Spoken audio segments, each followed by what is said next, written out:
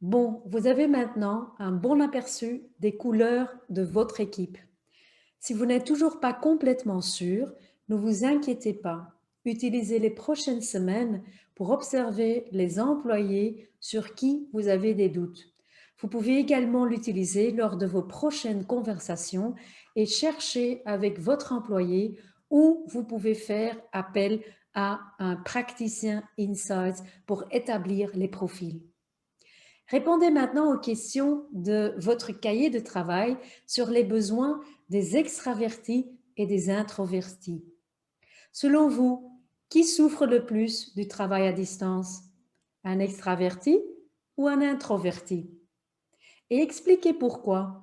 Quels conseils pouvez-vous imaginer pour y remédier en fonction des besoins de cette préférence, extraverti ou introverti? Tout le monde ne s'épanouit pas dans cette distance sociale imposée. En fait, elle peut causer des dommages considérables à la santé mentale. Au début de l'année, le Bureau des études américaines Great Divide a cherché à savoir si la distance sociale affectait davantage les extravertis que les introvertis. Leur conclusion: les introvertis pourraient souffrir davantage que les extravertis, peut-on lire dans un article publié sur le site de Mante.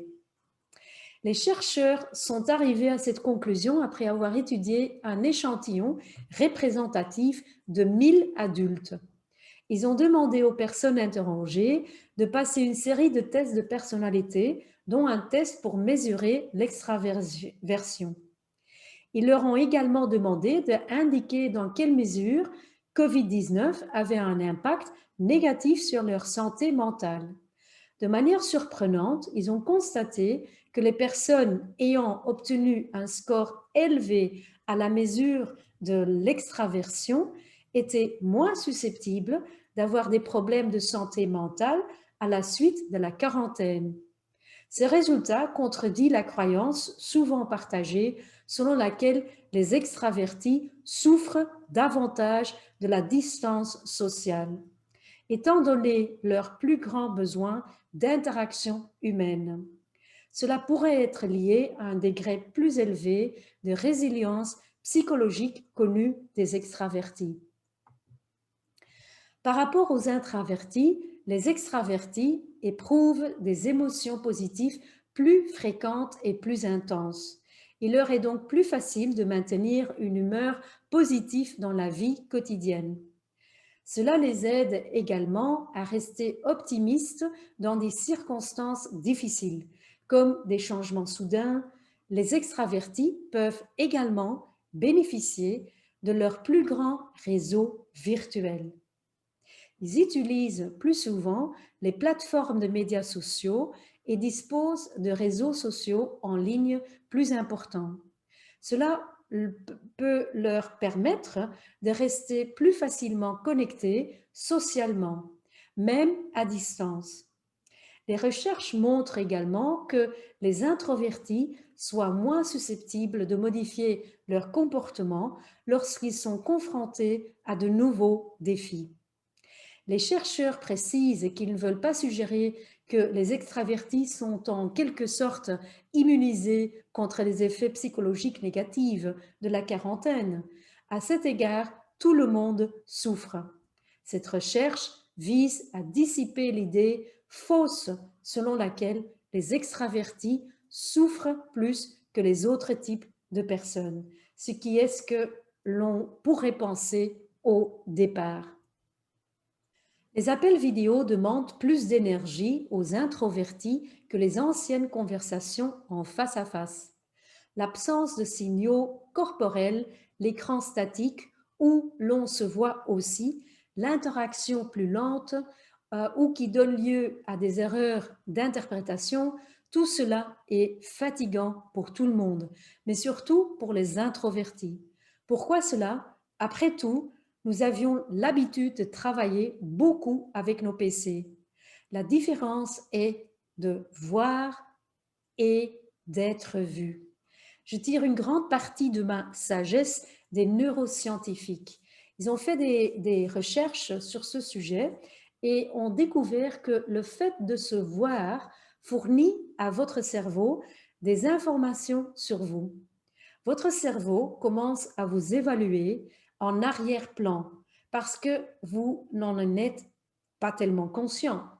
Je m'en rends compte parce que lorsque je sortais un appareil photo dans les ateliers face à face, aussi petit soit-il, la réaction était immédiate. Si votre cerveau commence à travailler dur à la fois au premier plan et en arrière-plan, cela coûte naturellement plus d'énergie et l'énergie est limitée. Une fois que le baril est vide, il n'y en a plus. Nous devons alors nous recharger et nous le faisons la nuit dans notre sommeil. Nous nous retrouvons donc dans un schéma. Dans le cadre du coaching, nous découvrons des schémas et examinons d'autres manières. Que pouvez-vous faire pour utiliser votre énergie plus efficacement? Considérez l'énergie comme un lingot d'or. Elle coûte cher à accumuler et on ne la distribue pas comme ça. L'énergie est précieuse et elle a de la valeur. Tout comme nous optimisons de plus en plus notre facture d'énergie à la maison grâce aux compteurs intelligents et au mode économique, nous pouvons également le faire avec notre énergie mentale par de petits ajustements. Alors lesquels? Éteignez votre vidéo. Vous n'avez pas toujours besoin de l'allumer. Si vous le faites, assurez-vous que l'arrière-plan est neutre. Notre cerveau capte beaucoup de signaux. Les neuroscientifiques parlent de 90 000 signaux par jour, dont la plupart sont subconscients. Donc, si tout votre salon est à portée de vue, votre cerveau, mais aussi celui de votre interlocuteur, va recevoir et par conséquent traiter beaucoup de signaux inutiles. Votre cerveau travaille dur, mais il ne sert à rien. Réglez vos paramètres dans Zoom, Teams, Webex sur vue du locuteur au lieu de vue de la galerie. De cette façon, vous ne vous verrez plus. J'adore cela moi-même, je dois dire. Faites taire tous vos canaux de communication. Des chercheurs de l'Université de Londres ont conclu que le quotient intelligence des employés qui étaient constamment dérangés par mail ou par téléphone baissait davantage que celui des personnes qui fumaient de la marijuana.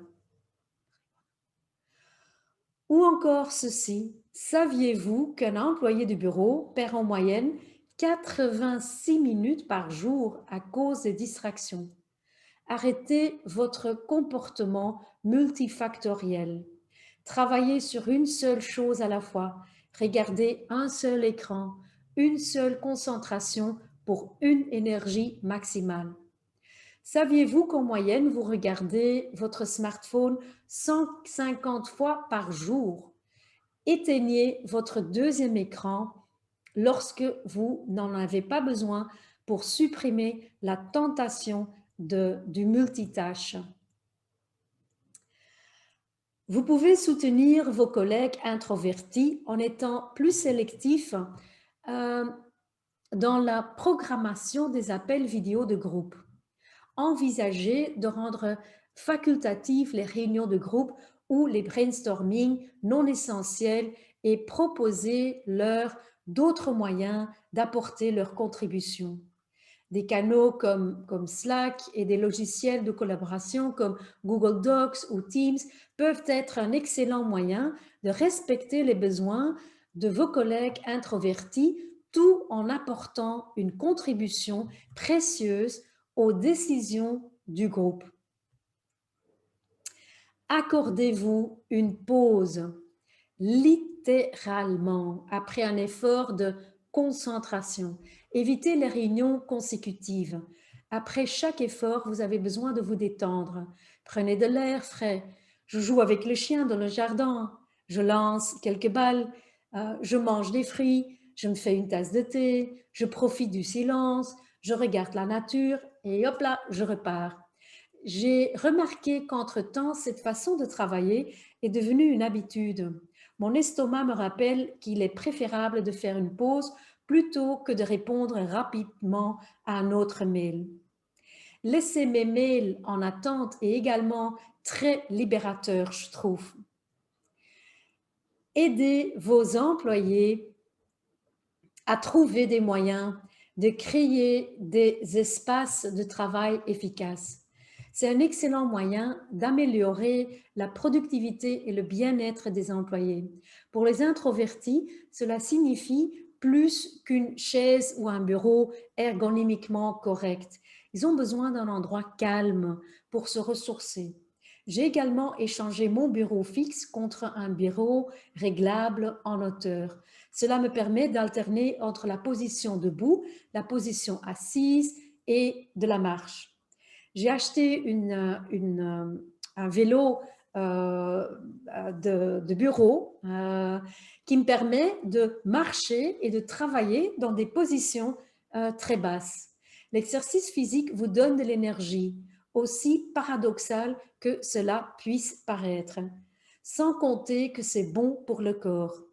Entre-temps, j'ai déjà convaincu quelques coachs et nous organisons ensemble un walking coaching virtuel. Les introvertis peuvent être les premiers à quitter une fête ou lors d'un événement professionnel.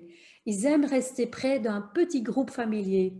Ils ont tout autant besoin d'interaction sociale que leurs collègues extravertis. Par exemple, alors que vos collègues extravertis peuvent puiser dans un vaste réseau social, les introvertis sont plus susceptibles d'engager une conversation sérieuse avec moins de personnes.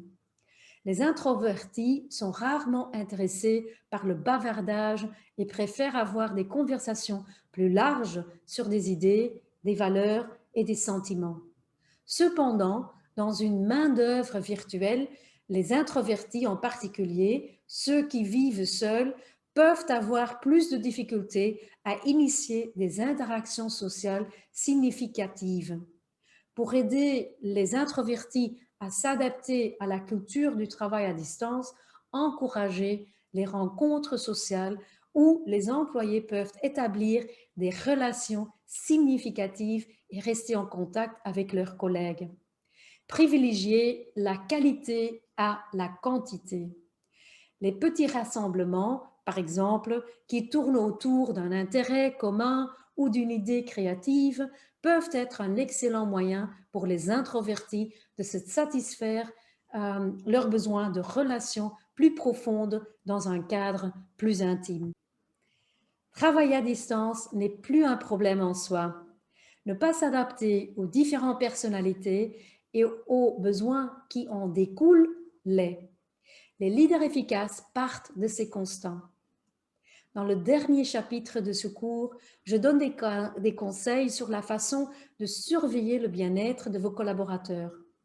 Ne manquez pas de regarder le TED Talk de Angela Huckles, qui a remporté 2 médailles d'or aux Jeux olympiques et qui raconte son histoire en tant que leader introverti dans Why We Need Introverted Leaders. À bientôt!